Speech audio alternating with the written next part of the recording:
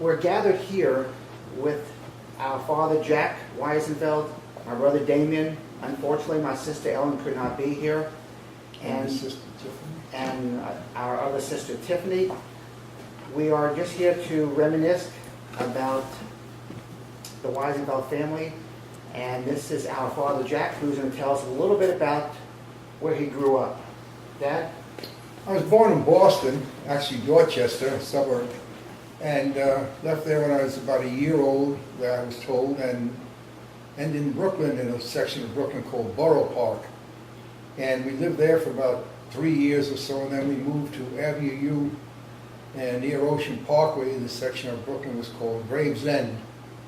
And I shared a bedroom with my two older sisters, Mildred, who was 5 or 6 years older than I, and my sister Ethel, who was about 4 or 5 years older than I. I slept on a cot that we folded up every day and put away. And how we did it, I still can't to this day understand how the three of us could share the one bedroom and one little bathroom in the whole place with my mother and father, and it was what we had to do, and we did it. And I grew up there. I grew up on the streets.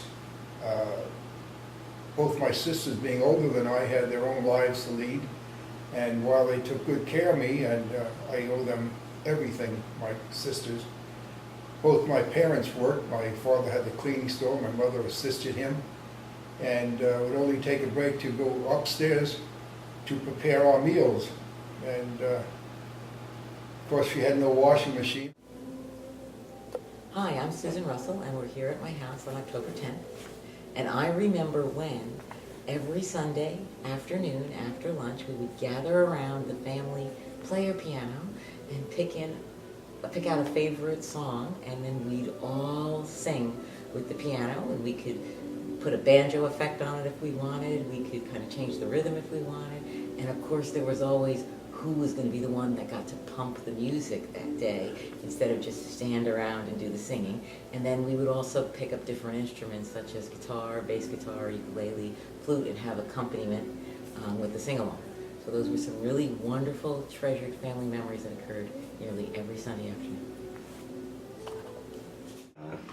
I want to know more about you in school, though. You're talking summer but growing up in elementary school, since I'm an elementary teacher, what did you love doing or about school? Or did you like school? And oh, it was easy. What I loved, the playground and recess. That's what we called it then. We walked to school, and I was very shy.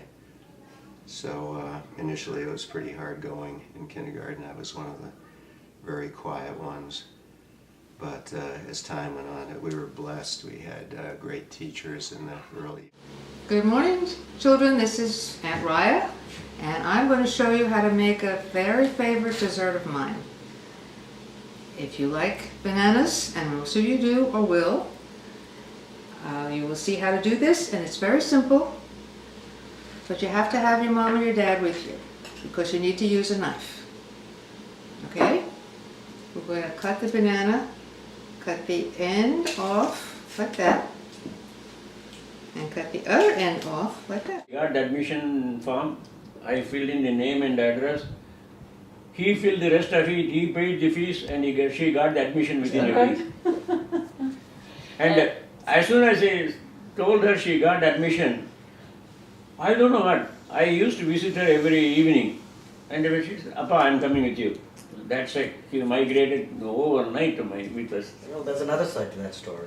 They were all gone for a wedding one day, and Tata, Pati and me. And I think maybe I was 8 or something. Tata said, "I want to talk to you." I remember in the Sarojini Street there were steps. He put me on his lap and he said, "I'm going to tell you something." Hi, I'm Jill Jennings, the daughter of Sonny Bates. I want to welcome you to my mother's memorial service here at Northwest Unitarian Universalist Church, September 4th, 2010. Welcome.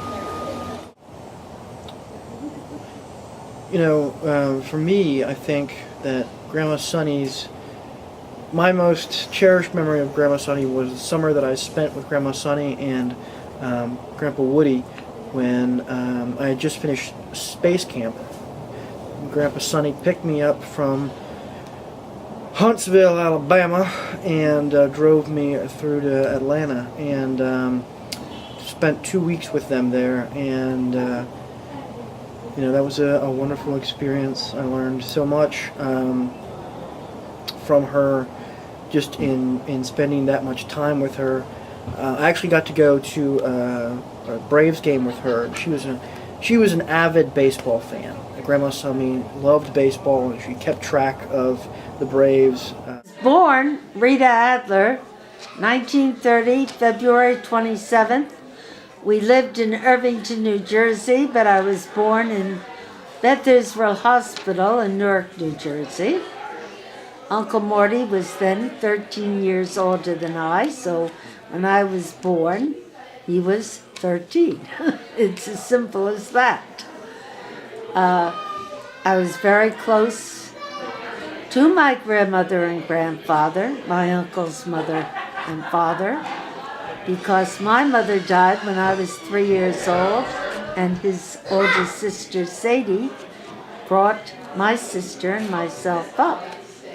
What else would you like to know about my background? Well, what are some of the things that are nostalgic for you, that are fond memories for you growing up?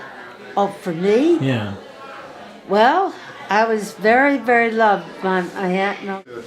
Turn it over to someone who's made a huge impact on not just my life, but my family's life. Hi. Hi, I'm Jason, Donald. Hi, I'm Jacob. So I just wanted to say that for me to be here tonight for Jacob's bar mitzvahs, I can't describe the feelings. I'm going to tell you a little bit the story that he didn't tell others, Donna, how we really met. We moved to Alpharetta in August of 1998, and we knew practically no one. Rabbi Nu gave us a parachute, and he said, "Hasta la vista, we'll see you." And this was still in the good days. Yeah, this wasn't the kind of parachute that, you know, when CEOs retire from a company. No gold on it. No gold, right. And anyway, so we knew no one, besides one or two people that, in fact, we did meet through Beth Tefillah, which are stories for other times. And someone had an idea. Like really, you really just okay. I will teach you in the words of Mike Wolf, because you don't go to Camp Barney. There's one lesson you need to learn in life. It's called discretion. Like actually, if you can be discreet about everything in your life, you will have a successful life. Because your business is your business, and that's something you need to learn because you tend to tell a lot of people a lot of things. Discretion. Don't tell you, like you used to telling us because you were younger, but now you're bar mitzvah. You don't tell us. He told us. We don't tell on you. Everything is good. Mutual understanding, mutual love. You don't get in trouble. We don't get in trouble. Life is good. Parents love us. We love each other. Right? Well, picture yourself here.